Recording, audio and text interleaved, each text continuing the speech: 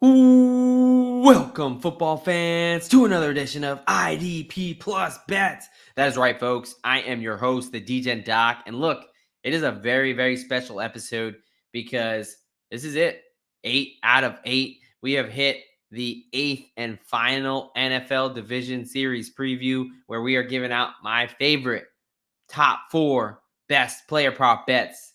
And we are talking about none other than the AFC North. That is right, folks. We are talking about hard-nosed football and some cold weather. We're talking about some teams that are contenders and they absolutely hate each other with some passionate rivalries. This is a great division to end on. And that means, hey, we have done at this point, this is the 8th one. We've done all the divisions. We've talked about my top 4 player prop bets and eats. So if you're interested in any of those, you want to bop around, or hey, you just want to binge it, because I know, look, NFL kickoff is right around the corner, as in like Thursday, as in likely when you're listening to this tomorrow.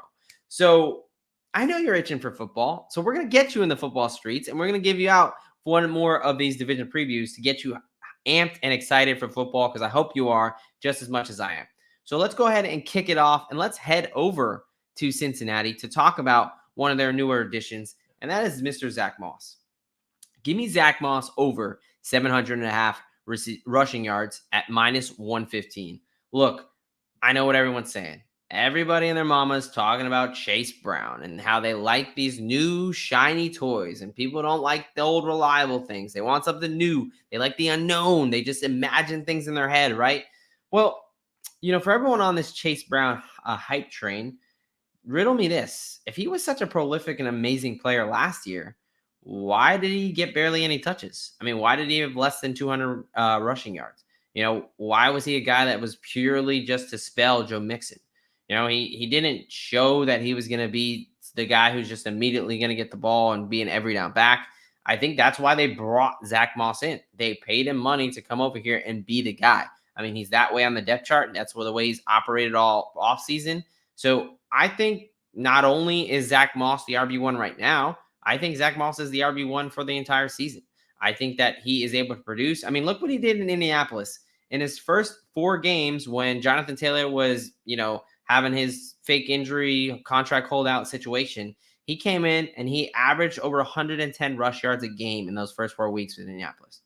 Now he comes over to Cincinnati, and I know what you're saying. Oh, well, the Indianapolis Colts offensive line is so much better. Yeah, I get it. Yeah, they're probably a better unit, but the Cincinnati Bengals, they had a 1,000-yard rusher themselves in Joe Mixon. And am I saying that, Zack Moss and Joe Mixon are the same guy or at the same level? Potentially not. That's an argument, but I don't think Zack Moss is 300 yards worse than Joe Mixon, right? I think he can be a productive guy. I mean, we're talking about 17 games to get over 700 yards for an RB1 on a team that, hey, a lot of people are projecting the Bengals to be a pretty good team, right? They're supposed to be winning a lot of games. So if they're winning these games, they're probably salting away some leads late. So they're leaning on that run game and not throwing the ball over the place to run that clock. So I like this Zack Moss play from more angles than one. So give me Zack Moss over 700.5 rushing yards at minus 115. All right, we're heading over to the Berg to talk about those lures. And when we talk about the lures, we talk about the running game. That is right. We're talking about Mr. Najee Harris at 1,000 plus rush yards at nice, juicy plus 180. All right, so Najee, he's been an absolute model of consistency. He has not missed a game in his first 3 years. He's played 17 games in all 3 years. And in all 3 of those years, he's had over 1,000 yards. Now, he's done this on some teams that did not give him the best situation. The offensive line has been a weak point for this team for really the past 3 years, if not more. Now, the Steelers went out and spent draft capital, and they spent some free agency money on this offensive line. They brought in Siamalu over from the Eagles. They drafted Zach Frazier and Falona out to be the tackle there, or to be a swing tackle at the very least. They brought in pieces to upgrade that offensive line. And you know what the biggest thing they did? They brought in Arthur Smith. Arthur Smith loves to run the damn ball. And that is exactly what he's going to do.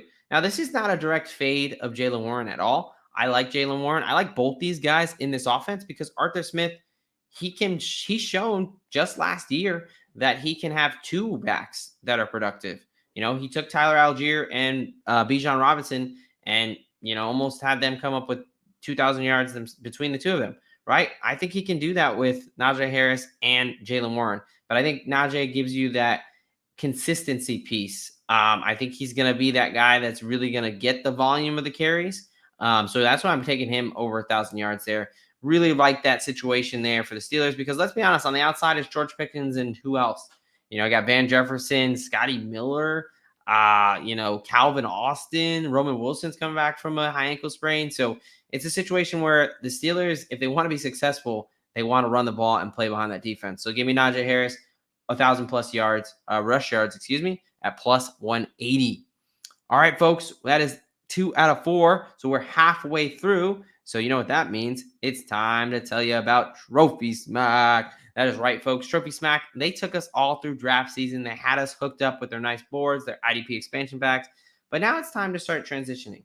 Let's transition and start thinking about what happens when I win my league? Or what happens when the person comes in last? That's when you start thinking about those Trophy Smack trophies and you start thinking about the belts, maybe. Look, we play fantasy football mostly to talk smack to our friends and to brag and to say, hey, we know ball. That's why we won, right? So you want to make sure your reward did properly. That's where Trophy Smack comes into play. So check out the link in the show notes. It's going to have great discounts and everything for you guys. All right, bringing it back. 2 more, and then we're wrapping it up.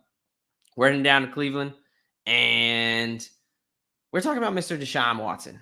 Now, Deshaun Watson, a guy who the Browns signed for a metric fuck ton of money, and mostly all of it guaranteed, and is simply not produced. I mean, when is the last time Deshaun Watson had a decent season? When's the last time he's played more than 6 games?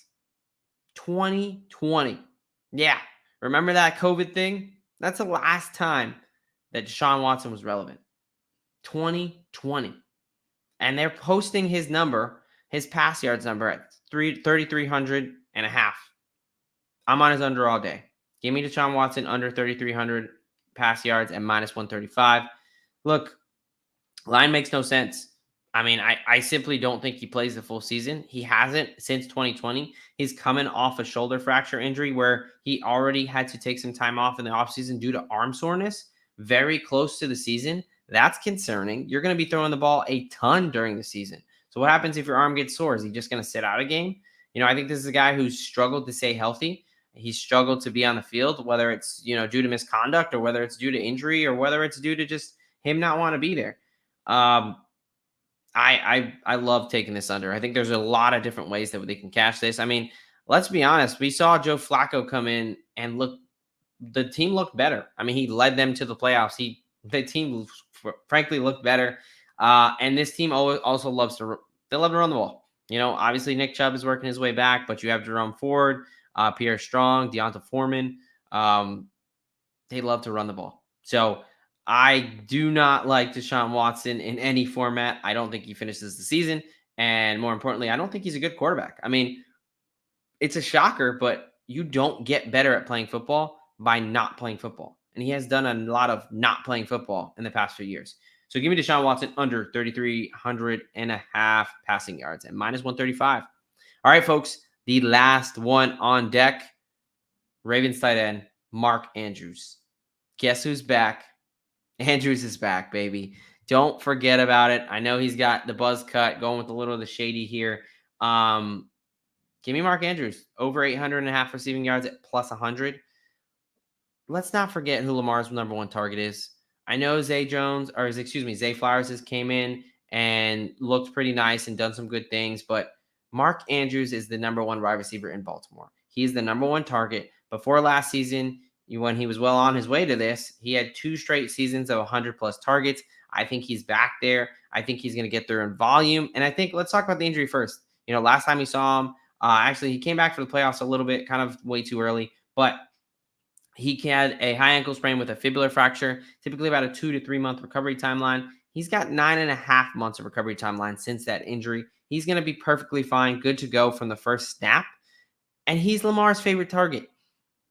Lamar loves finding him over the middle. And I think he's I think he's going to get it close to that 100 target mark. So 800 yards is going to clear easily. I love Mark Andrews coming back. Look, everyone's focused on Derrick Henry in that edition. Everyone likes what they saw as Zay Flowers.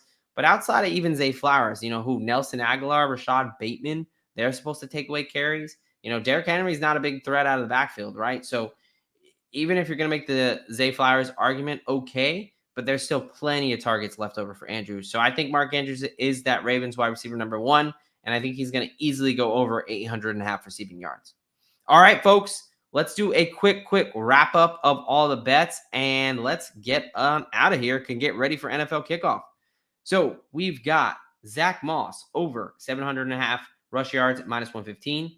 We've got Pittsburgh's Najee Harris, 1,000+ rush yards at +180. We've got Cleveland's Deshaun Watson under 3,300.5 pass yards at -135. And then we got Ravens tight end Mark Andrews over 800.5 receiving yards at +100. All right, folks, that is it. We have completed all of the NFL division's best player prop bets. So make sure you check out all of them if you haven't. And hey, look, IDP Plus Bets, we're a new channel. This is our first season. I mean, we've most of us have all been betting for many seasons, but this is when we're doing the damn thing. So we appreciate your feedback as a new channel. Hey, if you enjoyed this, give us a like, give us a comment, subscribe. We're going to be coming with so much more during the season. We're going to be coming with live shows. I'm doing a live show every Thursday talking about offensive props for each week. We've got defensive props. We've got DFS. We've got money line. We've got totals. We've got college even. So definitely check us out, man. If you love football and you love making money off football, check us out because we are going to be doing the damn thing this year, and we hope to have you join us. So that's enough of that. For us here at IDP Plus and me personally, the doc is out of here. Thank you for watching the IDP Plus YouTube network. If you enjoyed this video, give it a thumbs up and don't forget to subscribe to our channel. Be sure to tap the bell icon to get notified whenever we upload new content.